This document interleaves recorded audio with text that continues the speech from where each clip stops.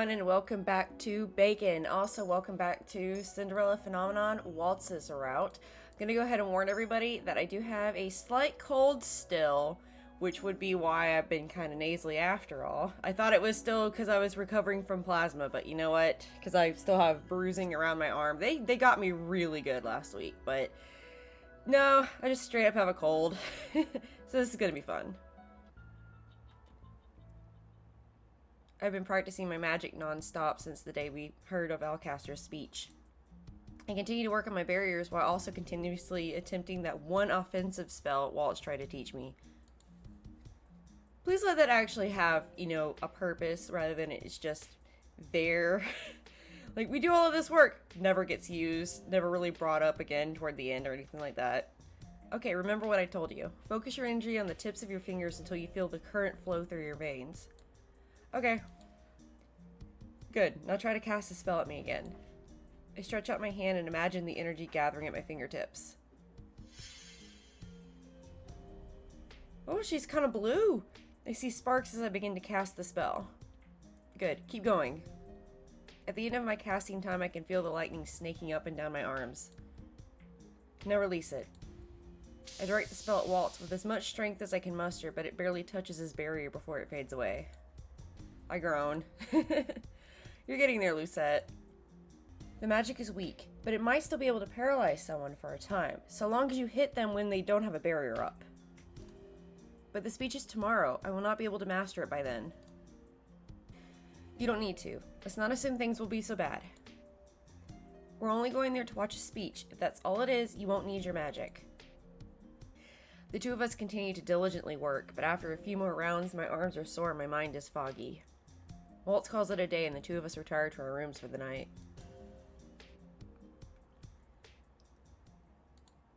I have tossed and turned in my bed for what feels like an hour, but sleep will not come. It has been almost a month since I last went into town, and it is impossible to not imagine the worst possible scenario for tomorrow. I will probably be awake until the sun rises. I turn to glance at the doll that Waltz gave me so long ago. She sits on my table, her glassy eyes staring back at me.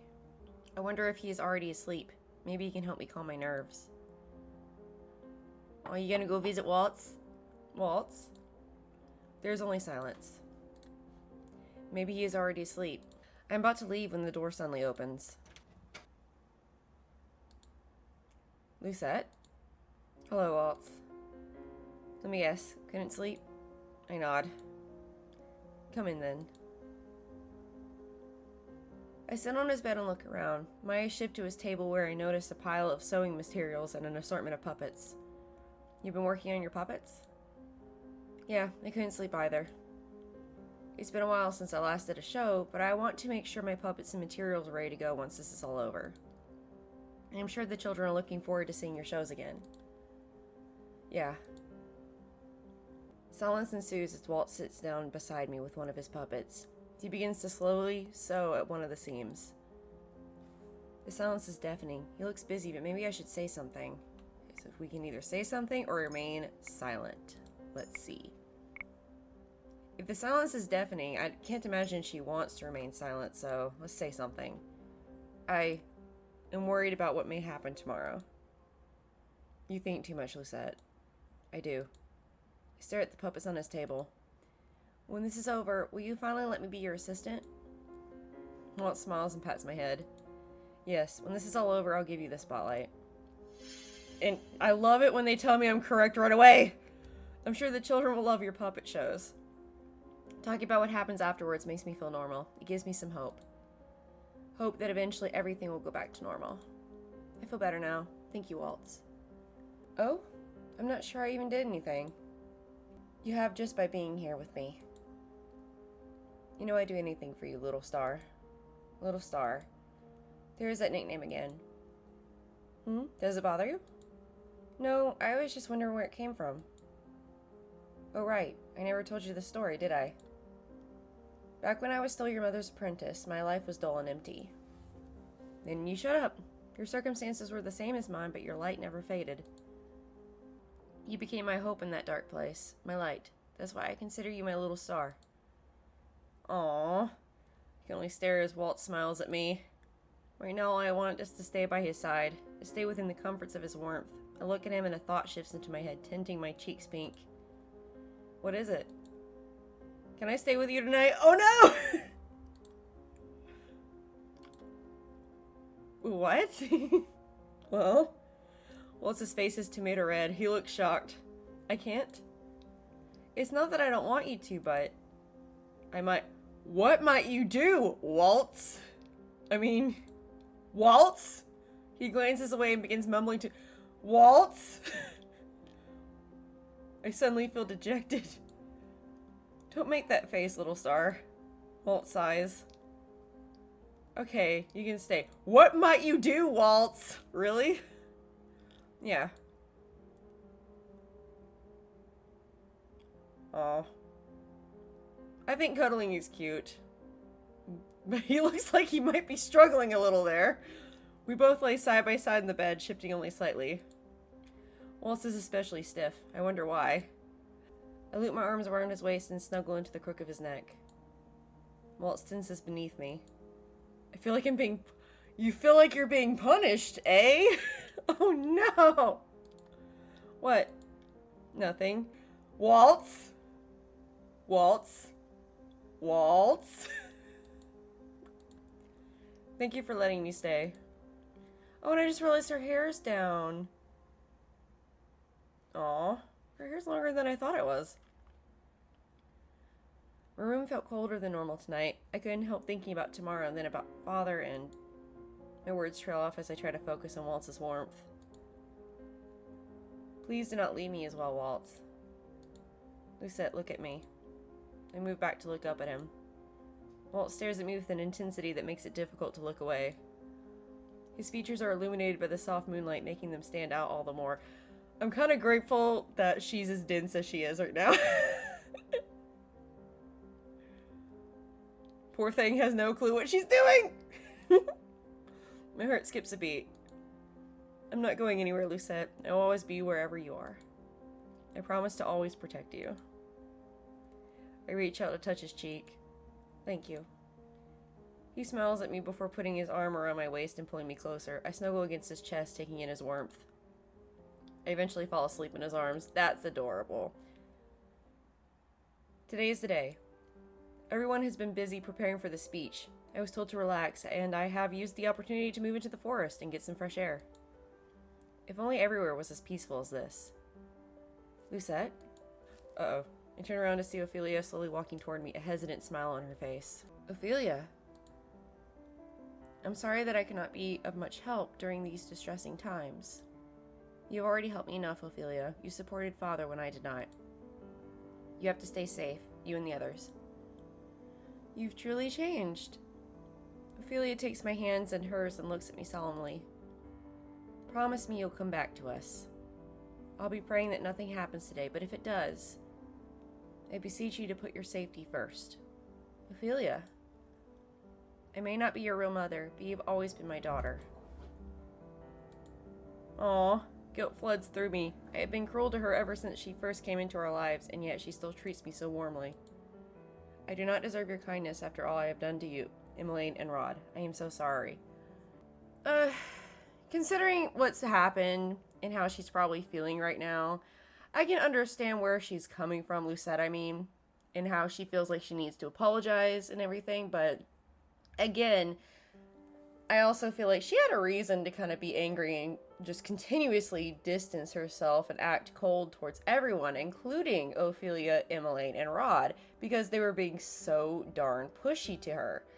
They had already decided, you're part of our family even if you really don't want to be, versus, say, bringing her in at her comfort on her level, considering that you guys are the invaders. Ophelia pulls me into a hug and smooths down my hair. Aw. It's all in the past now, dear. What matters now is the present. Couldn't you at least acknowledge that maybe you guys had been a little too pushy? That maybe you weren't considering her comfort? That maybe you married her father knowing full well that she wasn't going to be 100% okay with it? And it still happened because, you know, of course, the king, and he wanted to be with the woman he loved. He finally could. I understood all of that, but she's still a person. She's just not an accessory. And you guys try to you guys kind of acted like she's just an accessory. That she's something or someone that is just gonna deal with it and adapt into it, and not really considered her feelings toward all of it or how to approach things in a way that would be comfortable for her. There was also a lot you guys knew, including that she was the bearer, that you guys hid from her. So there was also a lot of opportunity in a lot of ways and a lot of different things. There were so many different strategies you could have gone about in order to bring Lucette in, that you guys could have started, like, immediately. In fact, that her father could have started immediately in order to get her to understand more, including about her mother. Like, it's one of those things where, like, give her time to grieve over her mother, yeah, maybe like a year, and then start the process of, you know, blah, blah, blah.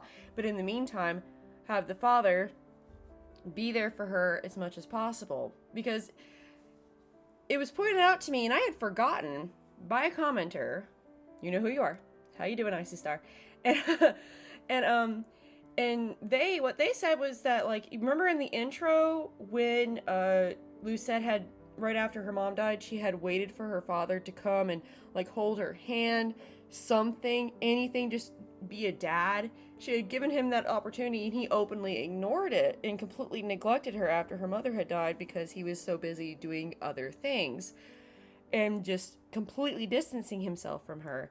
And so it didn't really make sense as to what he was saying in the jail cell or what she was saying. Like, you tried so many times. I think it was more like, it wasn't mentioned, but it was pointed out again to me that it might have been just that after he made his new family and everything, how she continued to push him away, but he started that. And then given that he started that, and given that her mother is dead, whether you guys liked her or not for being the evil witch that she was, she still lost her mom. She still thought her mom was a decent person. She still thought her mom had loved her genuinely. And you being a mother who had her kids whose kids had lost their father, that should have been something you should have been more understanding about as well. And nobody was. Nobody. I nod and close my eyes. I missed out on so many things when I closed my heart up to everyone. I'd always thought I was alone, but I was wrong. And that doesn't mean that they wouldn't have wholly accepted her and loved her if she had just accepted them first. Or at all, rather. But it still isn't really fair on her how you guys behaved and how you guys treated her. You had the best intentions, I know, but the best intentions can often lead to some of the worst consequences. Thank you, Ophelia. Sir Alcuster's speech starts in an hour, and everyone is making last-minute preparations before we go into town. Ophelia, Emmeline, and Anise will stay behind as Rod and Rumpel volunteered to watch over them. Delora and Parfait left yesterday to attend a meeting with the fairies. Apparently they found someone who holds important information about Mother and her plans. Again, maybe one of them should have stayed? Just saying. Especially given that the last time neither of them stayed, bad things happened! Emmeline approaches me, her eyebrows creased. Lucette, should you see your mother there, what will you do? I haven't really thought about it yet. We are bound to face her sometime soon. I know that she is your mother, Princess, but are you emotionally ready to face her? Aw, Jurian. Have I mentioned Jurian's, like, one of my favorite characters in this game? I love her to death! I am taken aback by her question. Wait, there's still the possibility she could die in this route. No! No, no, no, no, no. No, no, no, no, no. No, no. Don't kill my Jurian. I love her. She's officially a side waifu. Don't do that to her. Don't. I am taken aback by her question. She better live. Jurian. I apologize for being blunt, but we all have to consider the worst possible scenario, don't we? I need to know that the princess is ready to face her. I agree with Jurian. In a battlefield, one must not hesitate. Jurian continues to look at me, waiting for my answer. I finally face her with determination. I will face her and I will stop her. Ooh, we're going into chapter 9.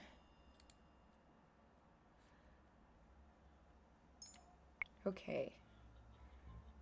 I stand in an alleyway with Waltz, Jurgen, and Karma, making sure to stay hidden in shadow as we watch the sea of people moving toward the plaza. Garland is scouting around the plaza for night's positions, and we have been waiting for him here. There are so many people. That was, like, the best reading ever. Okay, this is where we split up. Remember that we're trying to avoid needless battle. If anything should happen, fleeing is the better option. I am not a fool. I would not pick a fight that would put anyone in needless danger. Yes, you would! I'm glad you understand. Remember, we're only here to watch and listen. I don't want us to get into a skirmish if we can avoid it. Random thought time. But her and Garland, like, honestly, if this could have been my mom in real life, like, if this was the kind of mom I had in real life, I would have been so blessed. I'm just saying. Because I kind of feel like her and Garland, if they ever decide to have children, they don't have to.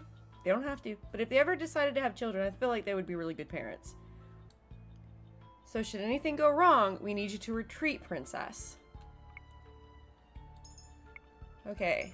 Alright, so I know Lucette is gonna want to say this one. She's not gonna be like, sure, I'll run away. She's gonna be like, I would not leave you all behind. I would rather risk myself and make things worse. Because that's what she always freaking does. Lucette, this isn't the time to be stubborn. It's always the time to be stubborn, Waltz. It is not about stubbornness. It's just that all I've ever done is run, or refuse to keep fleeing. I have people to protect and I will not let them down. Running away isn't always cowardice. That may be, but sometimes there are situations that you need to face head on. Head on, apply directly to the forehead. This is one of those situations. Please understand, Waltz. Correct decision!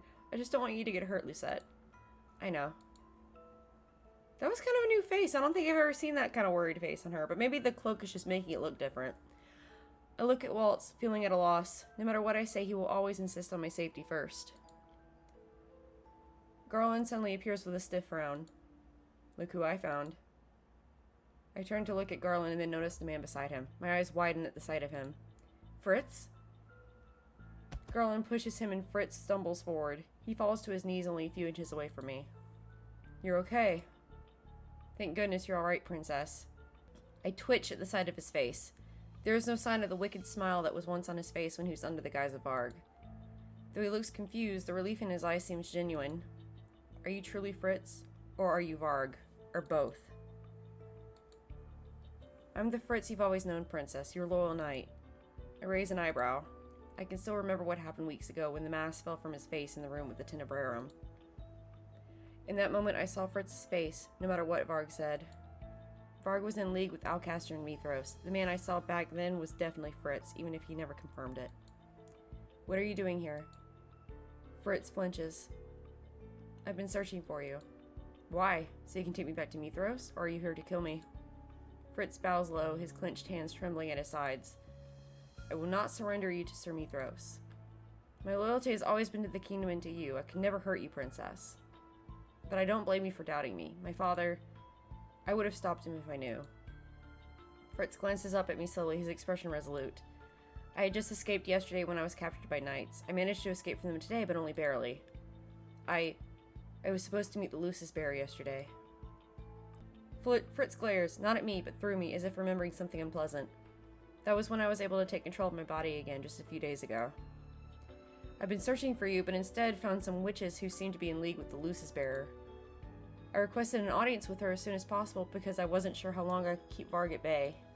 At bay? Fritz explained. About Varg? No, about this audience.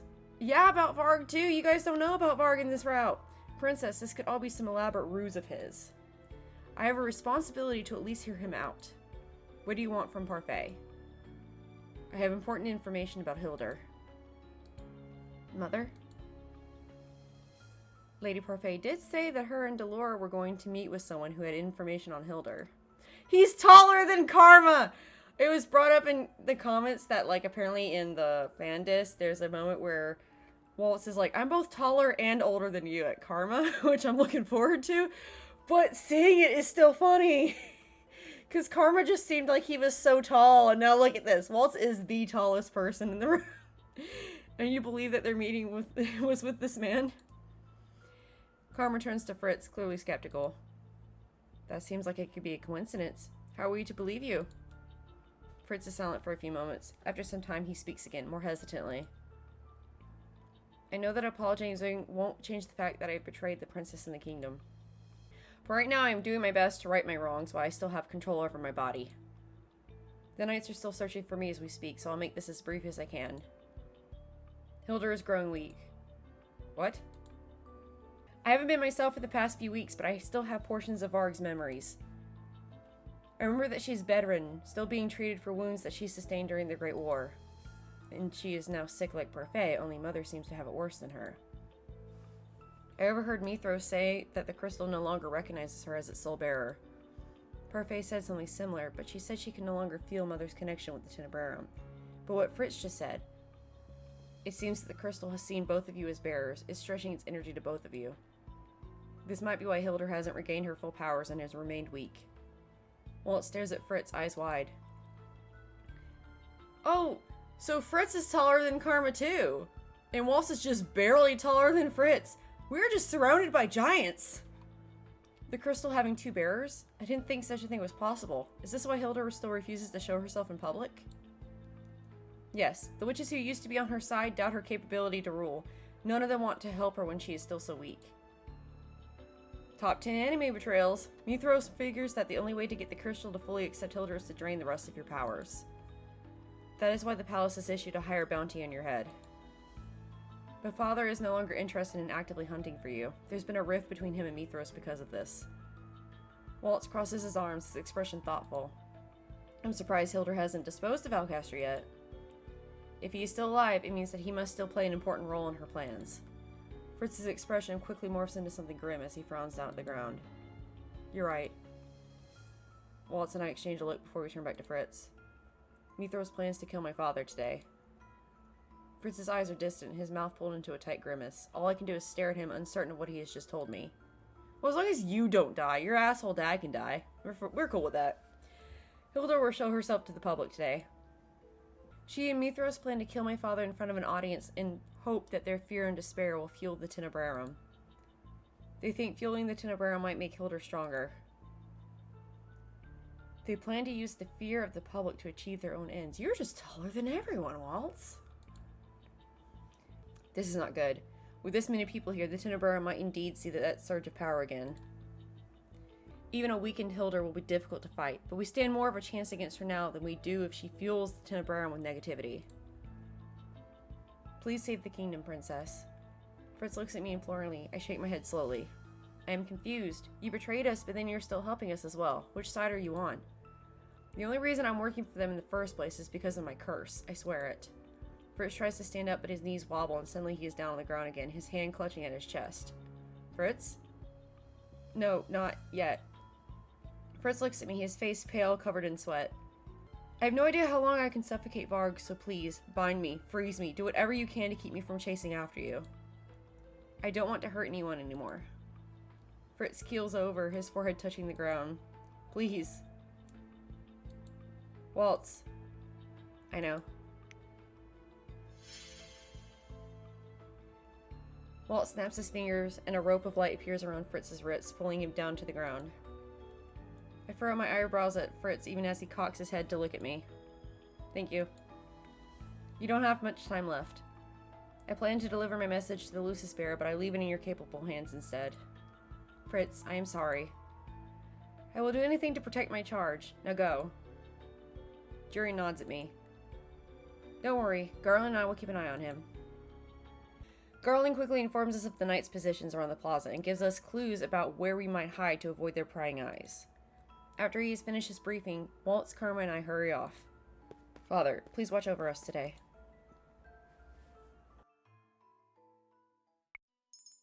Okay, I'm actually going to stop things here for right now. Thank you guys for joining me again. I do apologize. It was a very, very difficult recording for me today because I kept interrupting myself with like nasal drainage and coughing and stuff like that. So the editing process is going to be a nightmare.